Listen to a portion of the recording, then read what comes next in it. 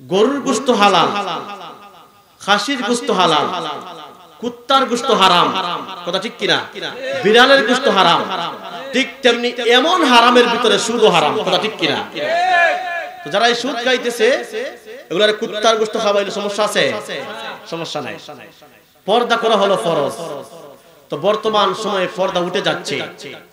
এই ইহুদি খ্রিস্টানরা তারা পায়তারা করেছিল, তারা সিদ্ধান্ত নিয়েছিল যে মুসলমানের ছেলে মেয়েরা, মুসলমানের মেয়েরা পর্দা করে ঘর থেকে বাহির হয় না, এদেরকে কেমনে ঘর থেকে বাহির করা যায়, একটা পায়তারা একটা সিস্টেম করা যায়, কেমনে করা যায়। কিন্তু তারা শেষ পর্যন্ত তারা সাকসেসফুল হয়েছে এই সোশ্যাল মিডিয়ার মাধ্যমে, কথা ঠিক কিনা? সোশ্যাল মিডিয়ার মাধ্যমে দেখবেন অনলাইনে ঢোকার পরেই বহু ব্যবসায়ীদের বহু ব্যবসা অনলাইনে জমজমাট হয়ে পড়েছে।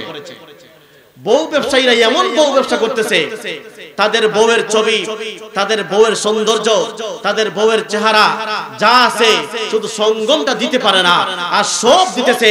এরা হলো দায়ুস, কথা বলেন ঠিক কিনা? হাদিসে আসছে যেই সমস্ত ঘরের পুরুষ তার বোনকে, তার স্ত্রীকে, তার মাকে পর্দার ভিতরে রাখবে না, আল্লাহ রাব্বুল আলামিন, আল্লাহর নবী বলেন কাল কিয়ামতের কঠিন ময়দানে দায়ুস হিসেবে আল্লাহর কাঠগড়ায় ওই সমস্ত মুনাফিকদেরকে দাঁড়াইতে হবে, কথা বলেন ঠিক কিনা? বলেন। তো যারা বহু ব্যবসা করতেছে তাদের উদ্দেশ্যে সোশ্যাল মিডিয়ার মাধ্যমে জানিয়ে দিতে চাই, বাইরে দুনিয়া হলো ক্ষণস্থায়ী দুনিয়া, বেশি দিন দুনিয়াতে থাকবে না, এখনো সময় আছে, আল্লাহর কাছে তওবা করে ফিরে আসো। অনলাইনে ঢুকার মাত্রই আপনার ঈমানটা মাত্র হাতের মুঠো চলে আসছে, হাতের মুঠো ঈমান চলে আসছে, ঢুকা মাত্রই আপনি অশ্লীল এগুলো আপনার চোখের সামনে চলে আসবে, কিচ্ছু করার নাই। এমন সিস্টেম করছে, এগুলো তো ইহুদিদের চাল। তো তারা করতেছে, বউয়ের ছবি দিতেছে, ফ্যামিলি নিয়ে টিকটক বানাইতেছে, কন্টেন্ট বানাইতেছে, তাদের নাম দিয়েছে কন্টেন্ট ক্রিয়েটর, এদের নাম দিয়েছে। আল্লাহ রাব্বুল আলামিন এই সমস্ত বেঈমানদেরকে বুঝার তৌফিক দান করুন। আর যেগুলো হলো কাপুরুষ, তৃতীয় লিঙ্গের মানুষকে আমরা বলি হিজড়া, হিজড়ার থেকেও নিকৃষ্ট বউ দিয়ে ব্যবসা করে, বলেন নাউজুবিল্লাহ। তো এগুলা আমাদেরকে ওয়াজ করতে হবে, আমরা এদেরকে ফিরাইতে হবে, কথা বলেন ঠিক কিনা? বুঝাইতে হবে। আমি এটাই বুঝি না, যার মেয়ে, যার বোন এই যে সোশ্যাল মিডিয়াতে আইসা টিকটক বানাইতেছে, এই ইউটিউবে শর্ট ভিডিও বানাইতেছে, এই ফেসবুকে দিতেছে, তারা কি এটা দেখে না? অবশ্যই দেখে। দেখেও কেন কথা বলে না? টাকা ইনকাম করতেছে। এই যে ইহুদিরা যে সিদ্ধান্ত গ্রহণ করেছিল, সিদ্ধান্তে তারা পৌঁছে গেছে। আল্লাহ রাব্বুল আলামিন এই সমস্ত বেঈমান যেখানে থাকবে আপনার সামনে তাকে আপনি প্রতিবাদ করবেন, যেখানেই থাকবে প্রতিবাদ চলবে, কথা বলেন ঠিক কিনা? এই মুহূর্তে আল্লাহ রাব্বুল আলামিন যা বললাম, আমাকে আপনাকে আমল করার তৌফিক দান করুন। আমার মা বোনকে পর্দার ভিতরে রাখবেন, যদি না রাখেন আল্লাহর কাঠ করে কাল কিয়ামতের কঠিন ময়দানে আপনাকে দাঁড়াইতে হবে, সেদিন আপনাকে আপনি আর বাঁচা সম্ভব না। আসসালাতু ওয়াসসালামু আলাইকা ইয়া রাসূলুল্লাহ,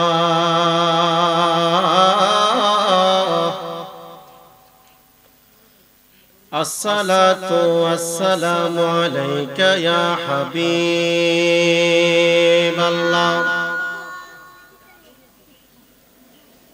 আসসালাতু ওয়াসসালামু আলাইকা ইয়া শাফিউল মুযনবিন,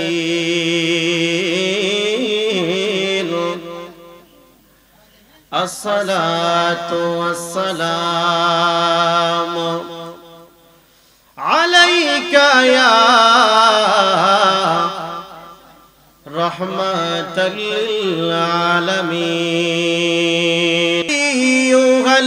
আইয়ুহাল্লাযীনা আমানু তাকুল্লাহা ওয়া যারু মা বাকিয়া মিনার রিবা,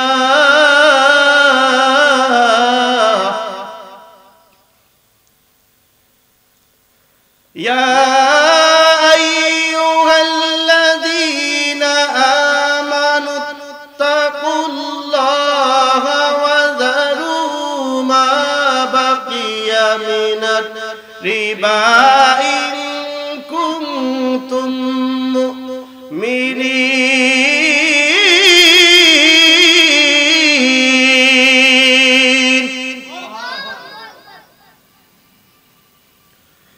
فإن لم تفعلوا فأذنوا بحرب من الله فإن لم تفعلوا فآذنوا بحرب من الله ورسوله صدق الله العلي العظيم وصدق رسوله النبي الحبيب الكريم ونحن على ذلك لمن الشاهدين والشاكرين والحمد لله رب العالمين وقال النبي صلى الله عليه وسلم من عادى لي وليا فقد آذنته بالحرب إن الله وملائكته يصلون على النبي يا أيها الذين آمنوا صلوا عليه وسلموا تسليما জবানটাকে উঁচু করে মায়ার মোহব্বতের সাথে একটু দুরূদ শরীফ পড়ুন আল্লাহুম্মা সাল্লি মাওলানা মুহাম্মাদ ওয়া আলা আলি সাইয়্যিদিনা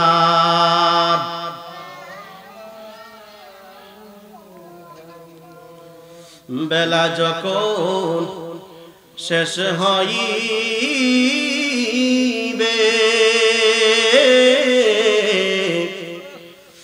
পারের তরি পাবে না সবাই মরে ভুলে যাবে নবী গো আপনি বইলেন না আল্লাহুম্মা সাল্লি সাইয়্যিদিনা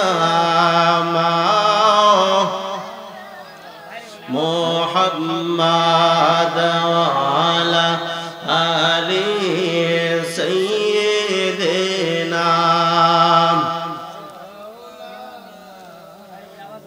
লা ইলাহা ইল্লাল্লাহ লা ইলাহা ইল্লাল্লাহ লা ইলাহা ইল্লাল্লাহ লা ইলাহা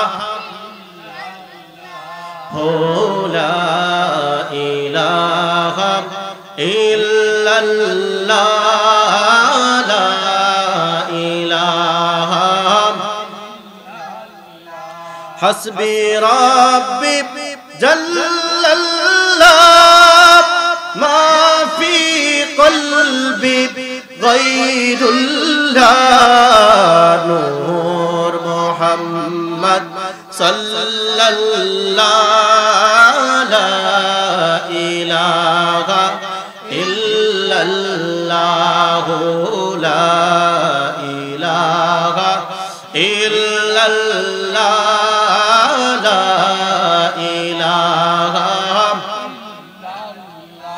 ও গো নবী প্যারা নবী তোমারি দরবার যেতাই গেলে একবার যেতে চাই বারবার ও গো নবী প্যারা নবী তোমারি দরবার যেতাই গেলে একবার যেতে চাই বারবার দু জাহানে চলে গো তোমার জমিদারি দো জাহানে চলে গো তোমার জমিদারি আল্লাহ সব কিছুর মালিক তুমি বন্টনকারী আমি তোমার ভিখারি আমি তোমার ভিখারি আমি তোমার ভিখারি গো রাসূল তোমার ভিখারি আমি তোমার ভিখারি গো রাসূল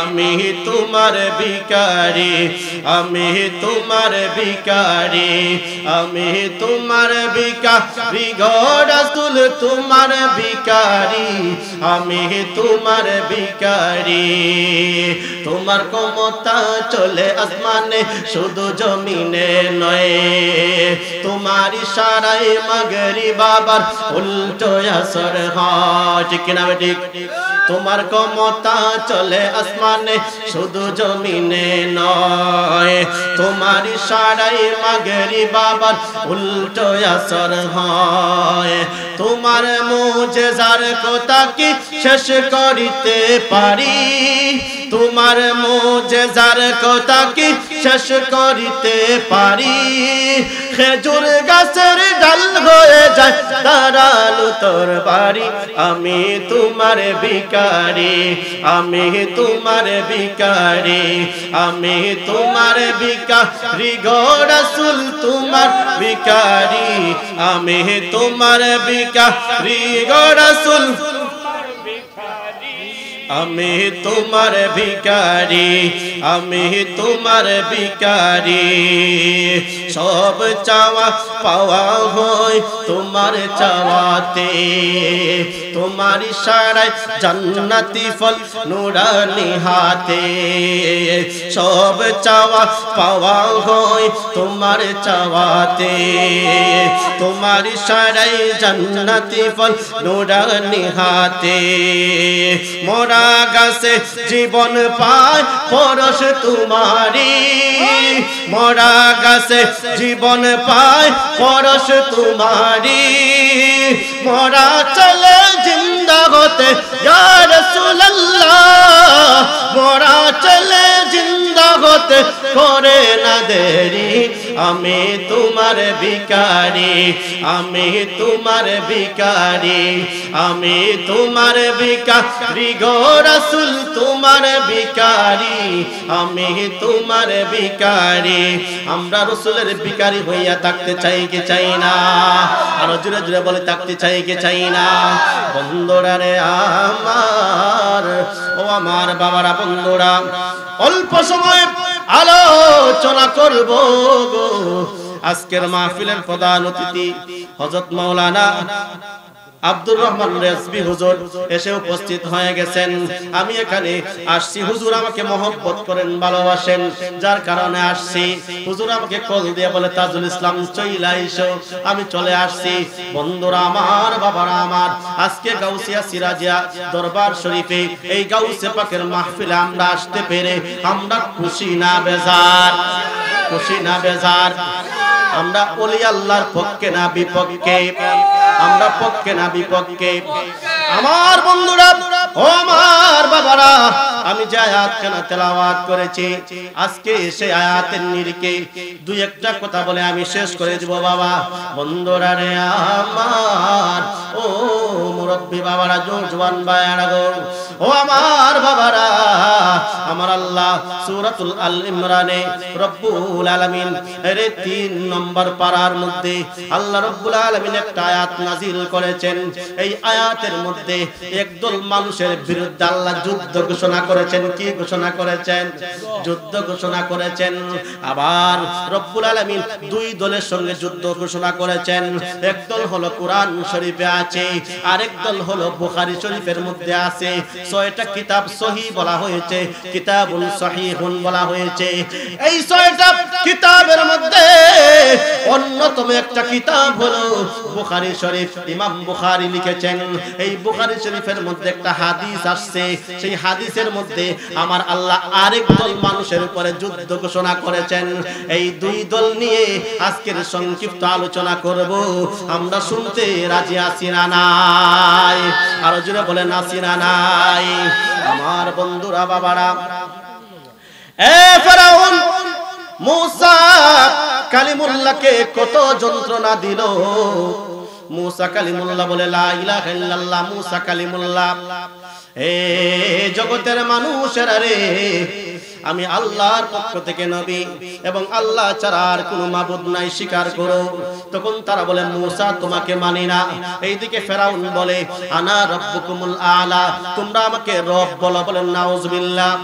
সে দিনের বেলা প্রকাশ্যে মানুষকে গিয়ে বলে তোমরা বলো আমাকে আনা রব্বুকুমুল আলা, আমাকে রব বলো। আর রাতের বেলা তুর পাহাড় ওইটা কয় রব্বি আল্লাহ, ও মাওলা আমি তো জানি আপনি আমার রব। আল্লাহ গো দুনিয়ার বাদশাহী আমি চাই, আমি আখিরাতের বাদশাহী চাই না।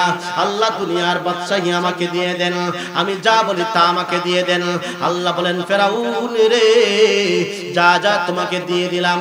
পরের দিন একদিন বৃষ্টি হইতাছে না, পানির প্রয়োজন। তখন সবাই গিয়া বলল ফেরাউনকে তো ওরা আল্লাহ বলতেছে, সে বলতেছে আমি আল্লাহ, সে যা বলে তাই চলে আসে। আল্লাহর হুকুমে কথা বলেন ঠিক কিনা? ফেরাউনের কি কোনো ক্ষমতা আছে? কোনো ক্ষমতা নাই।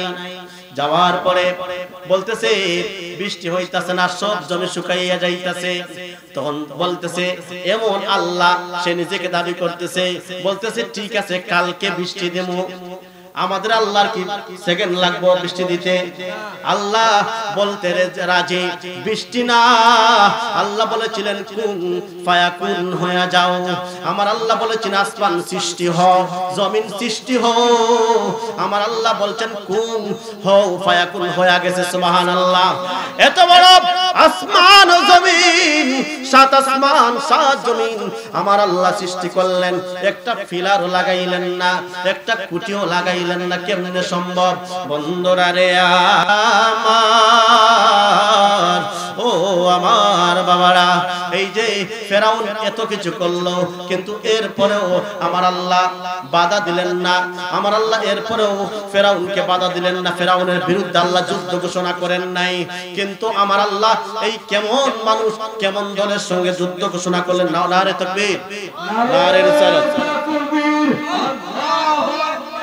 ناري رسالة يا رسول الله، الناري قوسية يا رسول الله، شيخ القوسية سراج يا دربار شريف جلالات، حضرت مولانا طارق الإسلام صاحب الأقوام الله، حضرت مولانا حافظ غلام محمد سنی القدری صاحب الأقوام প্রধান বক্তা আল্লাহ মুফতি আব্দুর রহমান রেজভী সুন্নি কদরি সাহেবের আগমন, শেখ গাউসিয়া সিরাজিয়া দরবার শরীফের পক্ষ থেকে লাল গোলাপ নারে তাকবীর, আল্লাহ মুফতি আব্দুর রহমান রেজভী সুন্নি কদরি সাহেবের আগমন, কলতা থানার পক্ষ থেকে লাল গোলাপ, মাহফিলের পক্ষ থেকে লাল গোলাপ। আলহামদুলিল্লাহ, আমাদের প্রধান বক্তা বিশেষ বক্তা দিগার উলামা পীর মাসায়েবগণ দরবার শরীফে তাশরীফ এনেছেন। এখন যারা এদিক সেদিক ঘোরাফেরা করতেছেন মেহেরবানি করেন জান্নাতের বাগানের দিকে দৌড়ে চলে আসুন।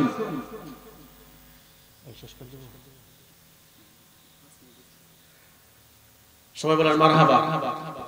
তো আমি যে আয়াত কারিমা তেলাওয়াত করেছি, আল্লাহ বলেন ইয়া আইয়ুহাল্লাযীনা আমানুত্তাকুল্লাহা ওয়া যারু মা বাকিয়া মিনার রিবা ইন কুনতুম মুমিনিন ফাইল্লাম তাফআলু ফাআযানু বিহারবিন মিনাল্লাহি ওয়া রাসূলি। আমার আল্লাহ রাব্বুল আলামিন বলেন আমি আল্লাহ যুদ্ধ ঘোষণা করলাম ওই সমস্ত মানুষের উপরে যারা সুদখোর। বলেন নাউজুবিল্লাহ। হে রাসূল আপনি বলুন যারা এর সাথে জড়িত তাদের সাথে সুদখোরের বিরুদ্ধে আমার আল্লাহর যুদ্ধ ঘোষণা। কার বিরুদ্ধে? সুদের একবারে নিম্ন শ্রেণীর ছোট গুনাহ হলো মায়ের সাথে, আপন মায়ের সাথে সন্তানের জিনা করার সমতুল্য। বলেন নাউজুবিল্লাহ, যারা বলেন নাউজুবিল্লাহ। মহিলা যদি সুদ খায় তাহলে মহিলার বিরুদ্ধে হলো তার আপন বাবার সাথে জিনা করলে সেই যে গুনাহ হবে। আমার আল্লাহ বলেন ওই মহিলা যদি সুদ খায় তাহলে তার সেই গুনাহ হবে। পুরুষ যদি সুদ খায় আপন মায়ের সাথে জিনা করার সমতুল্য গুনাহ হবে। বলেন নাউজুবিল্লাহ। একদল হলো জিনাকারী এই সুদখোর, আরেক দল হলো বুখারী শরীফের হাদিস মান আদালি ওয়ালিয়ান ফাকাদ আযানতুহু বিল হারব। বুখারী শরীফে হাদিস আসছে, যারা আমার ওলিদের সাথে গাদ্দারি করে, যারা আমার ওলিদের কথা মানে না, যারা ওলি বিশ্বাস করে না, আমি আল্লাহ সেই বেঈমানদের বিরুদ্ধে যুদ্ধ ঘোষণা বলেন নাউজুবিল্লাহ। যারা ওলি মানে না এগুলা বেঈমান, কথা ঠিক কিনা?